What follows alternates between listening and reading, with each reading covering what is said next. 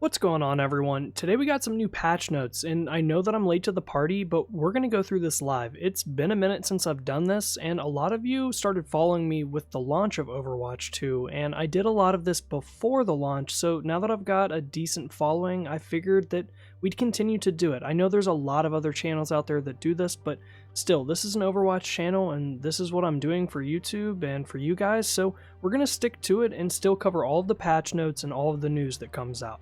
So let's just dive in and talk about all the changes that they're going to be doing, because honestly, I'm kind of surprised that there are some other characters that they're not touching, and I know that this update in general isn't the Season 2 patch notes. This is, it says here, here's what they say. It says, there are some hero balance adjustments we'd like to make sooner. As promised, we're focused on some tactical adjustments meant to bring current standouts like D.Va, Zarya, Genji, and Sombra more in line with the rest of the roster. So this is the changes that they're going to be doing early on, not the entire Season 2 patch notes. And I think they said this is coming out November 15th, I believe. But okay, so as you can see, I just went over the few characters here that they're going to be changing. So let's start with the first one here, Sombra. Hack ability lockout duration reduced from 1.75 to 1.5 seconds. Hacked enemies are no longer valid targets for hacking for the duration of the effect, and hack damage multiplier reduced from 40 to 25%. Alright, the dev comment here.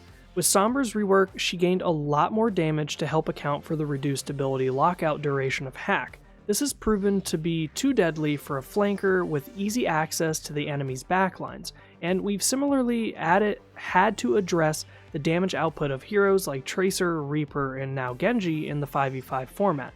She can also no longer channel hack on an already hacked target, as feedback indicated the reduced cooldown combined with hacking from stealth proved to be too frustrating for many players. This is essentially a pre-target cooldown that enables hack to keep its current 4-second cooldown for potentially hacking multiple targets. Okay, so there's a lot there, but the things that we should really focus on here that are really going to change Sombra, well, number one is this third change right here. The hack damage multiplier reduced from 40 to 25% is huge. I mean, that is a 15% damage reduction when it comes to the damage that she's able to output when she hacks you. So, and of course, this is a big one too. Hacked enemies are no longer valid targets for hacking for the duration of the effect. So you can't sit there and hack someone over and over and over again. You've got to wait until they're not hacked anymore. And then this is just a small nerf here. These are the two big ones. But really, Sombra has been a ridiculous damage character since Overwatch 2 has released, and she really is just too powerful, and this is going to dial her back. It might be too much. I have a hard time playing Sombra. I think she's a very advanced character. I've never really enjoyed playing Sombra, but for the people out there that do enjoy playing Sombra, I think she's still going to be playable. We're just going to have to see, and maybe there's still a chance that they might change this later on if it's too ridiculous. But I really do think that with these balance changes that we're about to go through, every single one is really going to put the game in a good place for Season 2, along with whatever other changes they bring along for Season 2. So let's move on to Genji, because I'd say that Sombra and Genji are one of the two most played characters right now when it comes to the damage category. And I think that the nerfs to Genji here are probably going to be worse than what they've done to Sombra. But I've heard more complaints about Sombra than Genji, to be honest. Genji just feels like Genji. And his nerfs are pretty simple. So maximum ammo reduced from 30 to 24, shuriken damage reduced from 29 to 27. And let's read the dev comment here. Genji is a hero that has greatly benefited from the move to 5v5. Changing to a single tank and the reduction of crowd control has meant Genji has had less obstacles in his way. However, he hasn't received tuning updates since he wasn't actively in the meta until launch. Something also informed by our general preference to avoid preemptive adjustments when possible. We also saw that in early beta test, other flanking heroes such as Tracer and Reaper were also significantly more effective in Overwatch 2. These changes will bring Genji more in line with what other flanking damage heroes Okay, so I do think that this is going to significantly dumb down Genji a bit. And they just focused on his ammo and his damage, which is just some pretty basic nerfs. So from 30 to 24, I mean, you're just going to have to reload faster, but don't forget that we still have that damage passive. I don't believe that they've taken that out, so when you get a kill, you reload faster, so he's still going to be strong if you can get kills and reload basically every time you get a kill. 24 shurikens is still a decent amount, and 27 damage is still a decent amount, but when you add it up, if each shuriken, you throw 3 at a time, let's say that, I mean, that is 2, 4, 6, that's 6 damage less that you can hit on every single character with each shot if you hit all of your shots. Now, it is pretty difficult to hit all of your shots unless you're going after a tank. If you're going after skinny characters, you're probably not going to hit all 3 shurikens. I mean, unless you're on a high-end level, but most of you guys on the channel right now are fairly new, or, we're not high-end players, unless all of you are masters or grandmasters players. I don't think this is going to impact us as much, but we're just going to have to wait and see because, like I said, we still have some time to play these characters. We have at least just a little over 2 weeks to play these characters until these nerfs go live. So if you guys like Sombra and you like Genji, now's the time to get out there and play them, because the more you play them now, the more you're going to feel and start to understand the changes that they implement in Overwatch 2. So if you play a ton of Genji, you're going to be able to understand a lot more once these changes go live, what it's going to feel like, and maybe if it's too big of a nerf or too small of a nerf. So we'll just have to wait and see.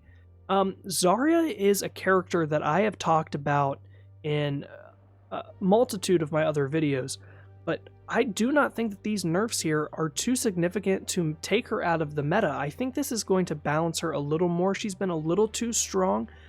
I'm surprised that Reinhardt nerfs are not in here, because I think that Reinhardt is very powerful right now. Also Sigma, we talked about that too. But let's focus on what they're doing to her. Also fairly simple nerfs. Barrier duration reduced from 2.5 to 2 seconds. Barrier cooldown increased from 10 to 11 seconds. And let's read the dev comment. Early player sentiment predicted Zarya is one of the weakest solo tanks in 5v5. Though her high damage potential and barrier uptime have proven to be extremely effective.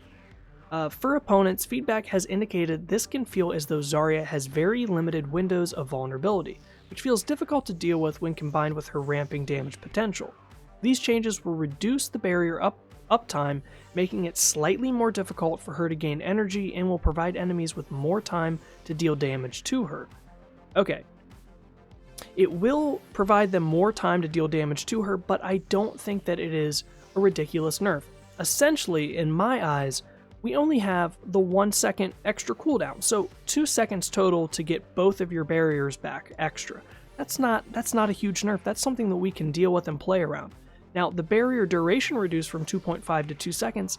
If you are using her barrier correctly to get energy charge, you're probably not using up that entire 2.5 seconds. It's probably being popped and destroyed if you're using it properly to take incoming damage to power yourself up. So I think this is also a fair nerf on Zarya. I'm actually really happy with Zarya's nerfs because I don't think they're too ridiculous at all.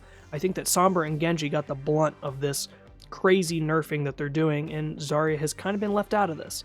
So I think that if you're a Zarya player, you should still play her. She's going to be a viable character. Yeah, so let's move on to D.Va. I believe she is, we have a little bit of Kiriko nerf here, but let's focus on D.Va first. The fusion cannon spread increased from 3.5 to 3.75. Booster impact damage reduced from 25 to 15. And the dev comment is, D.Va ended up feeling too deadly after the last round of changes given how resilient she can be with the improved defense matrix. Both our stats and high-level player feedback regarded her as not effective enough before that compared with other tanks. So this is partial revert to establish some middle ground here.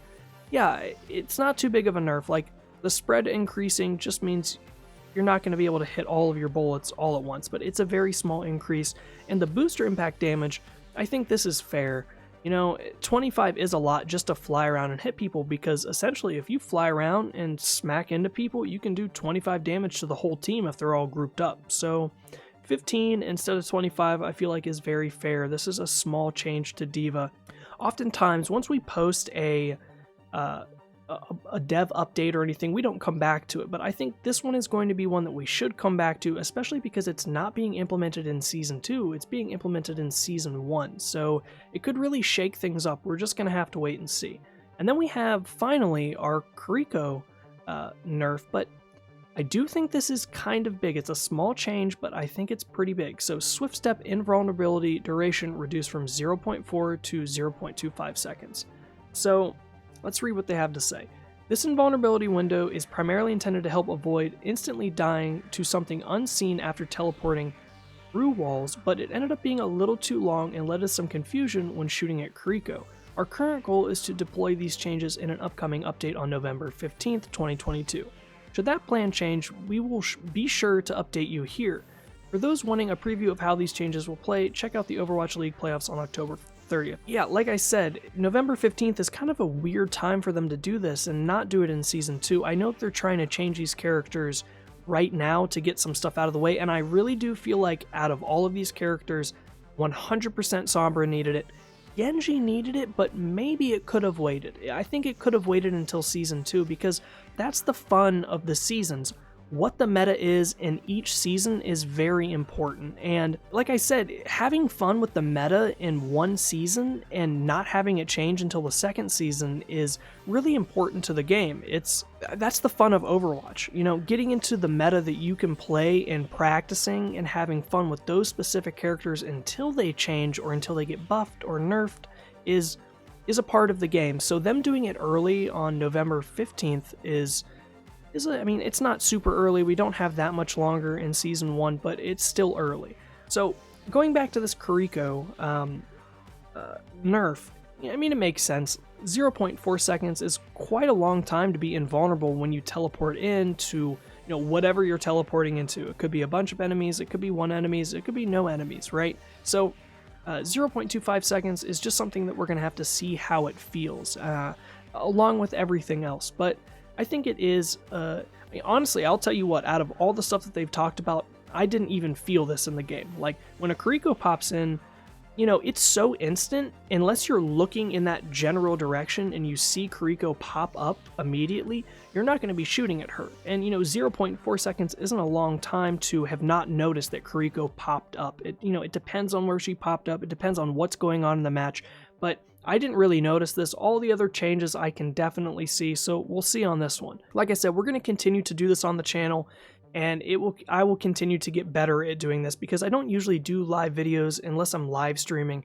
but this is something that we need to do and something that needs to happen here on the channel because this is important stuff, and I want to give my feedback on what's going on. And like I said, I don't play a lot of Sombra. I play some Genji, and I love Zarya and D.Va, and I play a lot of Kiriko, so I myself will definitely be following up with this when they go live on November 15th, and we'll also be checking out what the Season 2 patch notes are going to be and if they revert any of these changes, because there's a possibility that will happen. But yeah, guys, I hope you enjoyed this video, and if you did, don't forget to like and subscribe. It really helps out the channel. I appreciate you guys so much. I'll catch you on the next one. Flash out.